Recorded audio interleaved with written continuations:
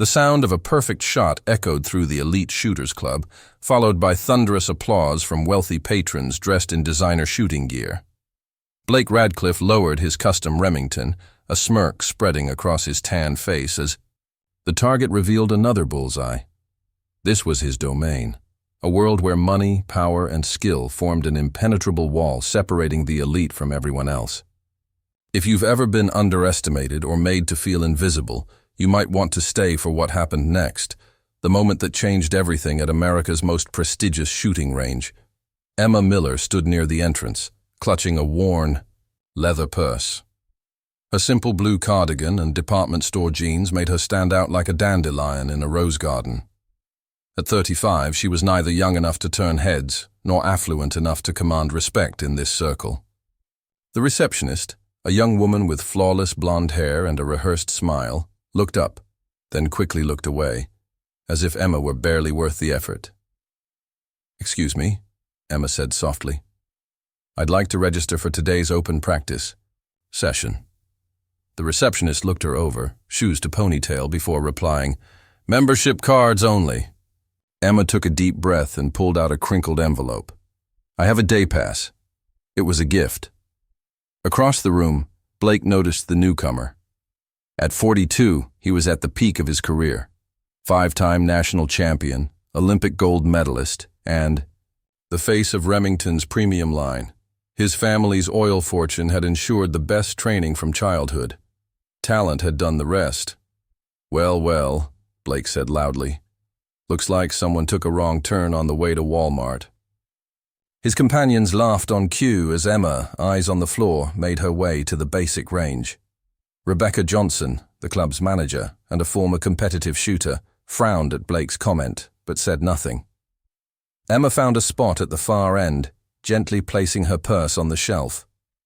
She unwrapped a cloth bundle to reveal a standard Glock 19, reliable but unimpressive compared to the customized weapons surrounding her. Blake and his entourage drifted closer, drawn by the promise of a spectacle. $10 says she can't. "Hit the target," one joked. "Make it 10,000, Blake said. "I bet she's never held a gun in her life." He sauntered over. "Excuse me, ma'am," he said with mock politeness. "Are you sure you're in the right place? This isn't a knitting circle." Emma met his eyes, hazel locking with blue, steady, unwavering. "I'm just here to practice," she said. "Practice? Honey, this is for serious shooters. $10,000 says you can't hit the bullseye from 50 yards. "I don't have that kind of money," she replied. "If you somehow make the shot, I pay. If you miss, you leave. Deal?" Rebecca had approached, concern on her face. "Mr. Radcliffe, perhaps we should let our guest practice in peace." Blake didn't look at her. "We're just having a friendly wager." Emma's gaze fell to the simple gold band on her ring finger. She twisted it, a small movement easy to miss. "All right," she said. Blake grinned. "Excellent. We've got ourselves a show." No one noticed the subtle shift in Emma's posture, her spine straightening, shoulders settling, feet positioning with precision. No one saw the expert grip, the deep, steady breaths, and no one recognized the ring, once worn by one of the most legendary snipers in SEAL Team 6. 3 years earlier, Emma had stood beneath a gray April sky, the Honor Guard's rifles cracking through the stillness of Arlington National Cemetery. She pressed the folded American flag against her chest as her husband's casket descended into the earth. Master Chief Nathan Miller had served for 15 years, earning medals and the nickname The Ghost.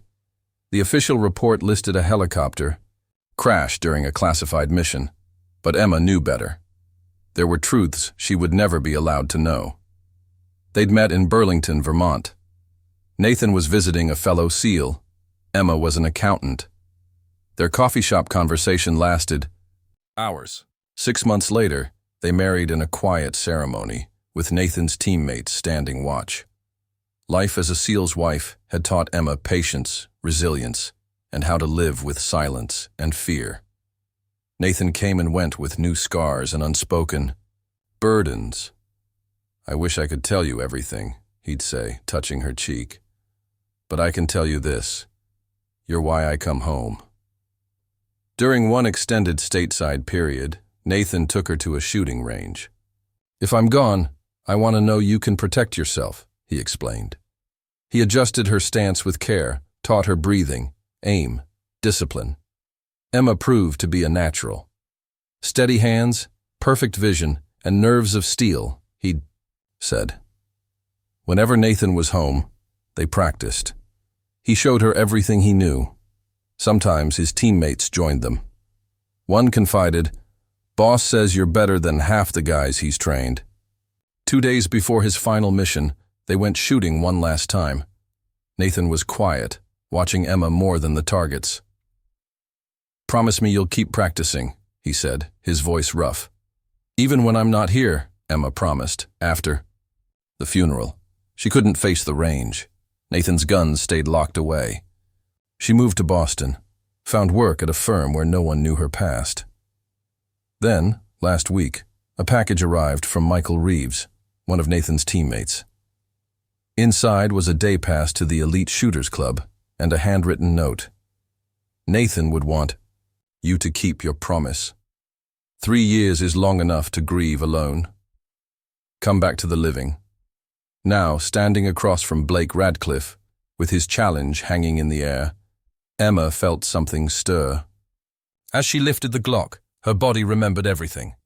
The world narrowed to herself, the gun, and the target. She inhaled, held it, exhaled halfway, and squeezed the trigger. The shot cracked, clean and sharp. The target retrieval system whirred, the mechanical clinks punctuating the silence. Blake watched her stance with growing unease. When the target reached them, a perfect hole marked the bullseye's center. Silence followed. Blake snatched the target. "Beginner's luck," he snapped. "Anyone can get lucky once." Rebecca stepped forward, her professional demeanor cracking. "That was an exceptional shot, Miss Miller," Emma said quietly. "Emma Miller." Rebecca nodded. "Miss Miller, perhaps you'd like to try our advanced range. Clearly, you're not a beginner." Before Emma could answer, Blake interrupted. "Hold on. One shot doesn't prove anything. Let's see if she can do it again, with real stakes." The crowd murmured, uncomfortable. $50,000, Blake declared, pulling out his checkbook. 3 bullseyes in a row, 75 yards. Miss even one and you admit you cheated, and you leave. Senator Williams placed a hand on Blake's shoulder. "Blake, maybe this isn't the time." Blake brushed him off. "What's wrong?" "Afraid your little trick won't work 3 times. Emma considered walking away. She hadn't come for spectacle, only to keep a promise.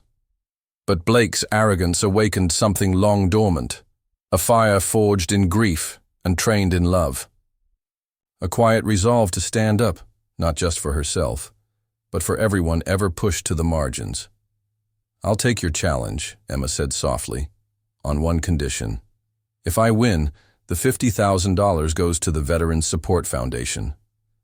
Blake hesitated only briefly before nodding. "Fine. It's not like you win anyway." Emma moved steadily toward the 75-yard mark. Rebecca approached her, voice low but clear. "Miss Miller, you should know that Mr. Radcliffe holds the club record at this distance. No one's beaten his score in 5 years." Emma nodded, appreciating the warning. "Thank you for your concern, Miss Johnson. But I'll be fine." Rebecca studied her, noting the quiet confidence that didn't match Emma's. Modest appearance, Blake was already making a show of it. "Ladies and gentlemen," he announced to the sizable crowd, "we are about to witness either the most impressive fluke in shooting history or the most embarrassing failure. 3 bullseyes at 75 yards with a standard handgun, impossible for an amateur." Emma methodically loaded fresh magazines, Nathan's voice echoing in her memory. "When the pressure is on, fall back on your training. Let your body remember what your mind might forget under stress." The range had gone silent. All eyes were on her. Emma took her time on the first shot, adjusting to the longer distance. The crack of the gun rang out, followed by a perfect hit. Blake's jaw tightened, Her second shot came quicker, a slight adjustment to her stance, another bullseye. Before the third, Emma twisted her wedding ring once, feeling Nathan's presence like he stood beside her. The final shot split the air and struck dead center. Blake's face drained of color, frozen between disbelief and fury. Rebecca returned, with the 3 targets, holding them up for verification, 3 flawless hits. "Congratulations, Ms. Miller," she said, unable to hide her admiration. Blake snatched the targets, inspecting them with growing desperation. "This is impossible. No one walks in off the street and shoots like this. She must have rigged something." Emma stayed calm, her voice firm. "I believe we had an agreement, Mr. Radcliffe." Blake's voice rose. "Agreement with a cheater? I'm not paying $50,000 based on some trick." Rebecca stepped in. "Mr. Radcliffe, Ms. Miller's performance was witnessed by dozens, including Senator A. Williams. The shots were legitimate." Blake rounded on her, jabbing a finger inches from her face. "Know your place, Rebecca. One word from me to the board and you're finished here." Rebecca fell silent, her expression hardening. Emma watched quietly. "If you're accusing me of cheating," she said evenly, "perhaps we should take this conversation somewhere private." Blake misunderstood her intent. "Private? So you can avoid consequences?" "No. Let's settle it right here."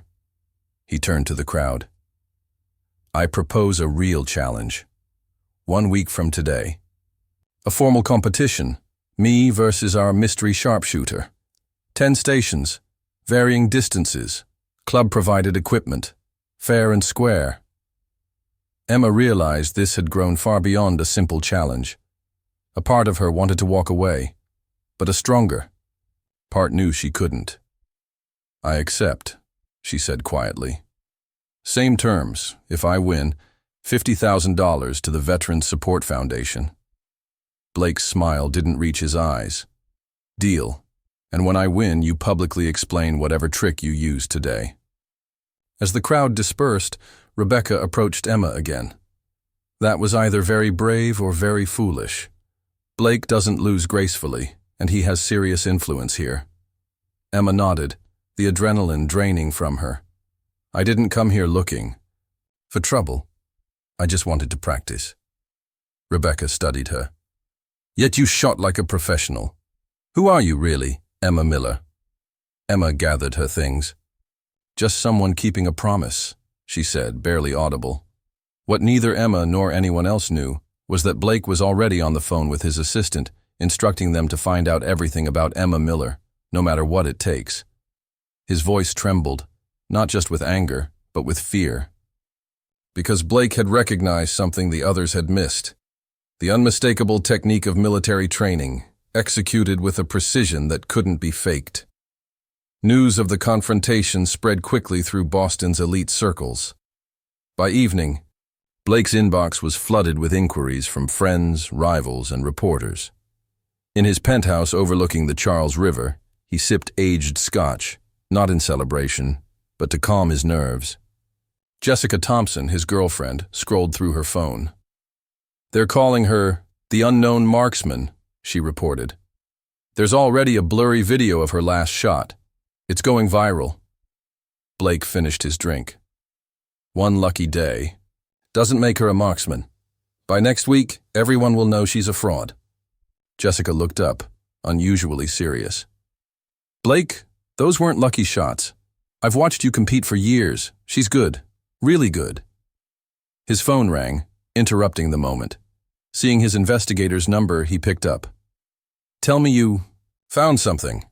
The voice on the other end sounded apologetic. "Not much yet, Mr. Radcliffe. Emma Miller, 35, senior accountant at Meridian Financial. Moved to Boston from Virginia Beach 3 years ago. Clean record, pays her taxes, no social media, no competitive shooting background." Blake's frustration mounted. "That's impossible. Nobody shoots like that without training. Dig deeper." After the call, he paced his living room. "Who is she? Where did she learn to shoot like that?" Jessica watched him, concerned. "Maybe it's time to let this go. Pay the charity. Call it an off day. He turned to her sharply. This isn't about the money. It's about my reputation, my legacy. Across town, Emma sat at her kitchen table staring at her phone. Michael Reeves had called 3 times since she left the range. The shooting community was smaller than most people realized, especially among those with military ties. She brewed tea and stepped onto her small balcony, the day's events replaying in her mind. A part of her regretted accepting the challenge, but another part felt a strange sense of liberation, like something buried had finally stirred. Her phone buzzed again, an unfamiliar number. She answered. "Miss Miller, this is Rebecca Johnson, from the Elite Shooters Club." Emma tensed. "Ms. Johnson, what can I do for you?" Rebecca's voice carried urgency. "I probably shouldn't be calling, but Blake has people digging into your background. He's convinced you cheated." Emma closed her eyes. "Thank you for the warning, but I have nothing to hide." Rebecca hesitated. "Look, I don't know who you are or where you learned to shoot like that, but Blake Radcliffe has serious pull in this city. If he feels threatened, he can make life difficult." Emma appreciated the concern, but years as a military spouse had taught her to distinguish real threats from intimidation. "I'll be careful," she promised, "but I intend to honor our agreement." After the call, she opened a small wooden box containing Nathan's medals, letters, and their wedding photo. Beneath the folded funeral flag lay Nathan's logbook. She flipped through it, finding the pages where he documented their sessions. Emma, 50 yards, 9-10 bullseyes, natural talent, better than most recruits. The next morning, Emma called in sick for the first time in 3 years. Instead of work, she drove to a public range, far from the club's elite clientele. She practiced all day, methodically revisiting everything Nathan had taught her. Each shot was like a conversation with his memory, a promise kept, a connection unbroken. That evening, a message came in from Rebecca. Blake requesting rule changes for competition. Wants 10 different firearms at varying distances. Board approved. Emma understood. Blake was reshaping the event to highlight his training and experience, areas where she might falter. Her response was simple. "Thank you for letting me know. No changes needed on my end." In his penthouse, Blake read the update with growing satisfaction. "Perfect," he told Jessica. 10 stations, 10 firearms. No way she can keep up." Jessica set down her wine glass. "And if she does?" Blake smiled. Coldly, "She won't. But if by some miracle she gets close, I've arranged a little insurance." The day before the competition, Michael Reeves showed up at Emma's door. "You couldn't return a call?" His gruff tone was edged with concern. Emma let him in, visibly relieved. "I've been busy," she said simply. Michael glanced around, noticing the shooting manuals spread across the table. "So I've heard the whole community's talking about you and Radcliffe." They sat across from each other at Emma's kitchen table. "Nathan would be proud, you know. Not just of the shooting, of you stepping back into the world." Emma's eyes burned, suddenly with unexpected tears. "I'm not sure that's what I'm doing. This wasn't planned, Michael." He nodded, understanding. "The best battles rarely are, Em. But sometimes they're exactly what we need." He reached across the table, his weathered hand covering hers briefly. "You're not alone in this. I've made some calls. There'll be friends in the audience. Tomorrow." As Michael prepared to leave, he turned back at the door. "One more thing. Be careful with Radcliffe. A guy like that, with his money and connections, he's not used to losing. And he won't take it well if he does. Nathan would want you to watch your 6. Emma nodded, appreciating both the warning and the military terminology. "I will. And Michael, thank you for the pass, for everything." His smile was warm. "Just keeping a promise to a brother. That's what we do." Blake Radcliffe's investigation into Emma Miller had begun as a matter of wounded pride. By midweek, It had evolved into an obsession. The initial background check had yielded frustratingly little. No criminal record, no competitive shooting, history, not even a speeding ticket. On paper, Emma Miller was exactly what she appeared to be, an unremarkable accountant living a quiet life. "I want you to focus on Virginia Beach," Blake instructed his investigator. She lived there. Before Boston, check shooting clubs, gun ranges, instructors, anyone who might remember her. And that wedding ring she keeps touching. Find out about her husband. The investigator's voice remained professionally neutral, despite Blake's increasingly demanding tone. "I'll look into it, Mr. Radcliffe. But marriage records in Virginia—" "I don't care what it takes," Blake cut in. "The competition is in 2 days. I need information now." After ending the call, he stood before the wall displaying his most prestigious award, the Olympic gold medal from 8 years earlier. The younger Blake in the photograph beamed with genuine joy, an expression that had grown increasingly rare as success accumulated and the pressure to maintain it intensified. The breakthrough came late that evening. As Blake reviewed footage of Emma's shooting form, his phone rang. The display showed his investigator's number. "Virginia Beach was the key, Mr. Radcliffe. Emma Miller is the widow of Master Chief Nathan Miller, U.S. Navy SEAL, killed in action 3 years ago, highly decorated sniper." Blake felt a chill. "A SEAL sniper? Are you certain?" "Absolutely certain. Miller was known for training his wife. Military buddies called it a hobby, but he took it seriously. One contact remembered him saying she was a natural with exceptional potential." "Is there anything else?" Blake asked, voice carefully controlled. "Just one thing," the investigator replied. "Miller had a nickname in the teams. They called him the Ghost for his ability to hit targets no one else could see. Held several unofficial long-distance records within the special operations community." Blake ended the call and sat in silence. Emma Miller wasn't just lucky, and she wasn't a fraud. She was the protege of a legendary military sniper. The narrative Blake had constructed of exposing an amateur's lucky streak was collapsing.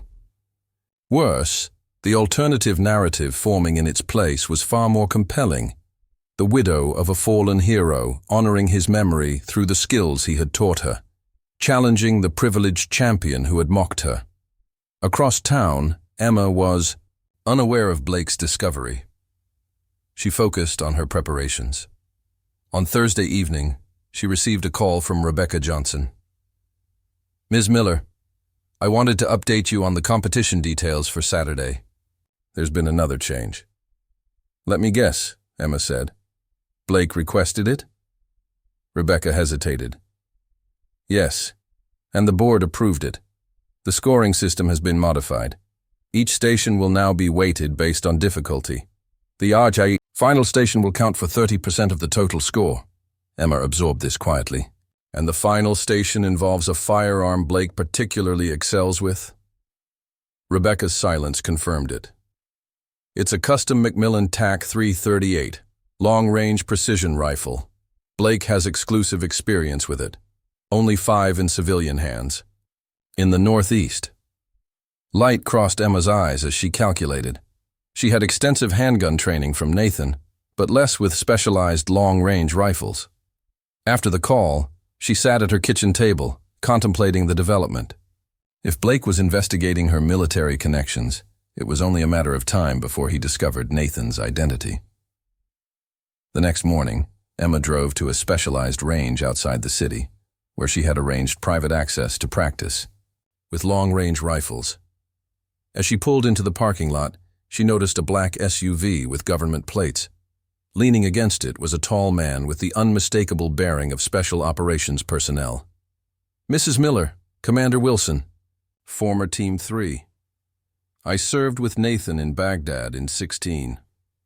Emma had met many of Nathan's colleagues over the years, though this man wasn't familiar. "Commander, I don't recall Nathan mentioning you." "We weren't in the same squad, ma'am. But in the teams we all know the Ghost's reputation." He gestured toward the range. "Heard you might appreciate some pointers on the Macmillan TAC 338. I have experience with that platform. For the next 4 hours, Commander Wilson guided Emma through the intricacies of the high-precision rifle. Nathan taught you well. With handguns, he observed. You have his patience and breathing control. This isn't so different, just magnified. Trust what you know. By early afternoon, Emma was consistently hitting targets at distances that would have seemed impossible days earlier. As they packed up, Wilson handed her a small notebook. Nathan's distance calculations and wind adjustment formulas. He developed them himself. Might come in handy tomorrow. Emma accepted the notebook reverently. Thank you, Commander. But why are you helping me? You don't know me. Wilson's expression softened slightly. When you lose a brother in the teams, you look after what mattered to him. Nathan talked about you, how proud he was of your progress, your natural ability. Said you had the calmest hands he'd ever seen on a civilian. As Wilson departed, Emma realized this was no longer just about her.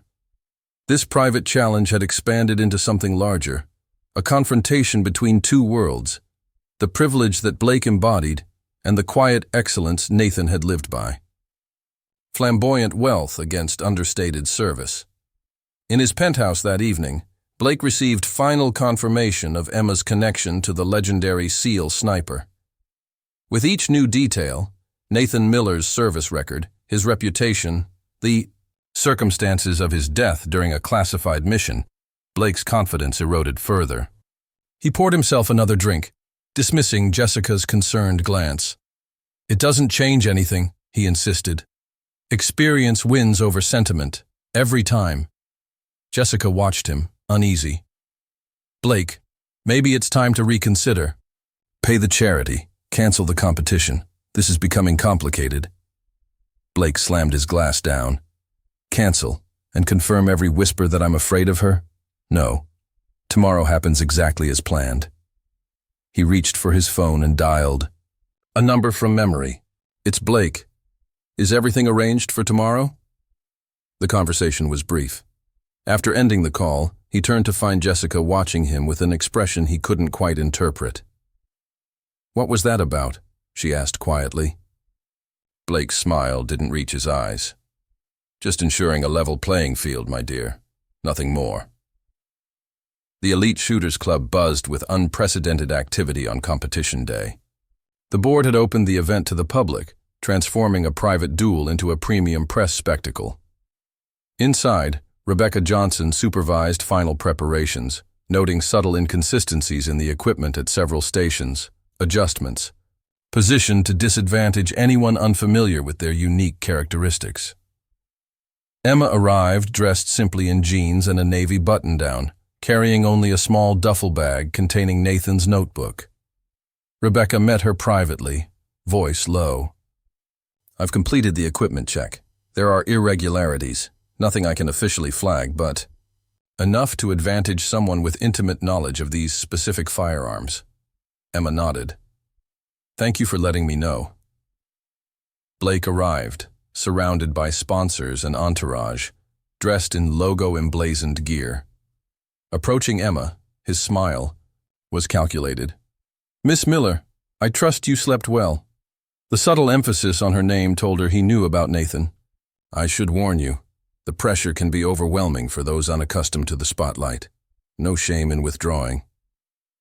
Emma met his gaze steadily. I'll manage, Mr. Radcliffe.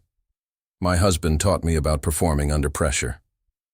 The competition area resembled a stadium, with digital displays showing scores and 3 certified rangemasters officiating. As Emma prepared for the first station, she noticed a group of men with unmistakable military bearings seated in the E. Back row, Michael Reeves among them. His subtle nod bolstered her resolve. Through the first stations, Blake's technique showed years of competition experience, flawless and precise. Emma's approach was different, quieter, more economical, with a stillness between shots that spoke of intensive training. By the 4th station, Blake held a slight lead thanks to his. At the 5th station of the competition, Emma noticed an issue with her equipment. The trigger pull on the Sig Sauer felt subtly heavier than usual. She recalled Nathan's words. Equipment fails. Conditions change. Adapt and overcome. Adjusting. Her stance, she matched Blake's score despite the handicap. As the competition progressed, a pattern emerged. Blake thrived with competition-style firearms, while Emma remained consistent across all platforms, especially military-grade weapons. By the 8th station, Blake's lead had shrunk to a statistically insignificant margin. The crowd began voicing support for Emma, drawn to her quiet focus in contrast to Blake's theatrical style. Before the 9th station, Blake approached Emma and said, "Impressive performance, Mrs. Miller. Your husband would be proud. The Ghost's techniques are distinctive. I did my homework." Emma's hand stilled for a moment at his deliberate mention of Nathan's call sign, but she remained composed. "Then you know he valued integrity above all else, Mr. Radcliffe. Something to consider as we finish today's competition." After the 9th station, the scores were tied. The final and most difficult challenge would determine the winner.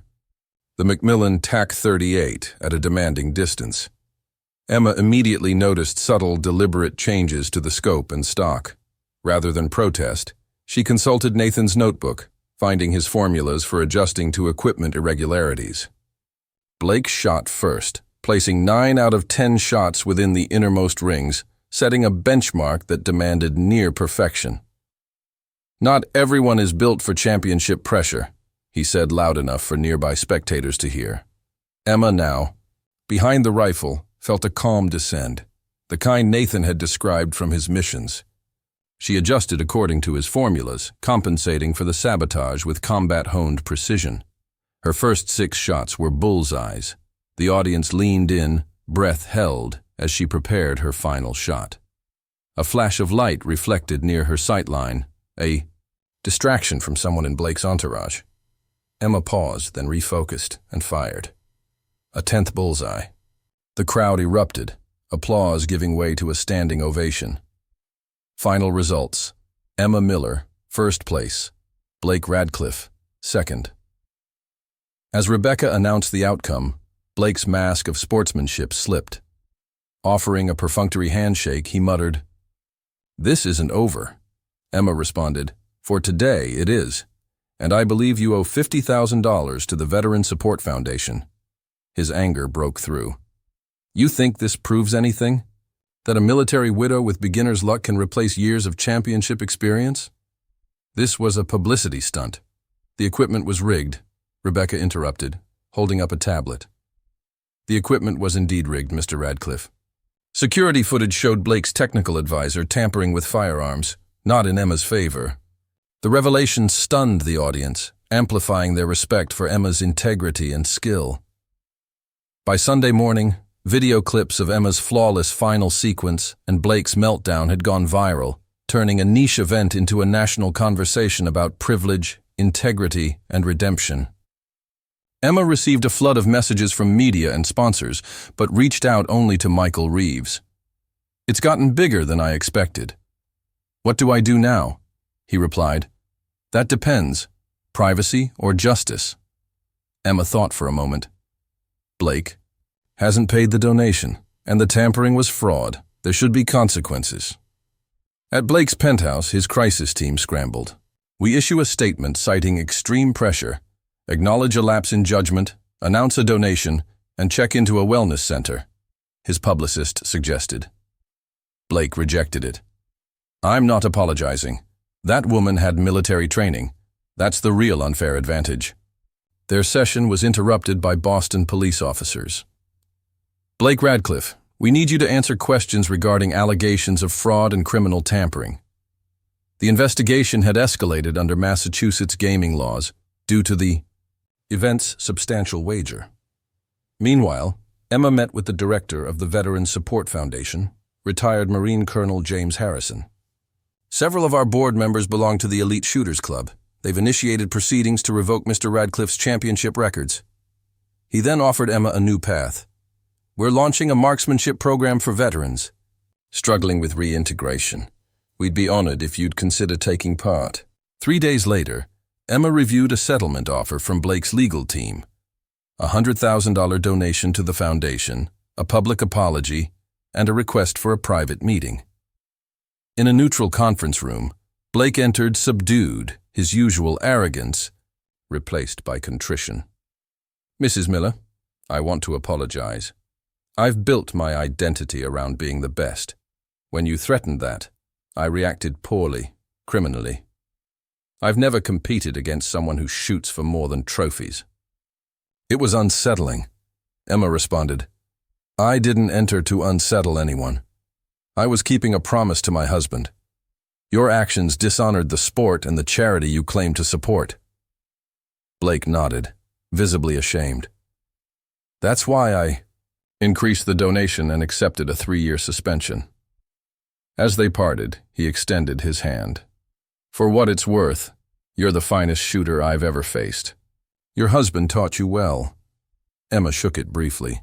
"He'd say I was already a good student. Sometimes the right teacher just helps us find what's already there."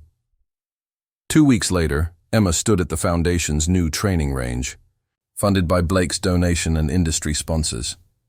Her first class included 6 veterans bearing visible and invisible wounds. "Good morning," she began, her voice stronger than it had been in years. "I'm Emma Miller.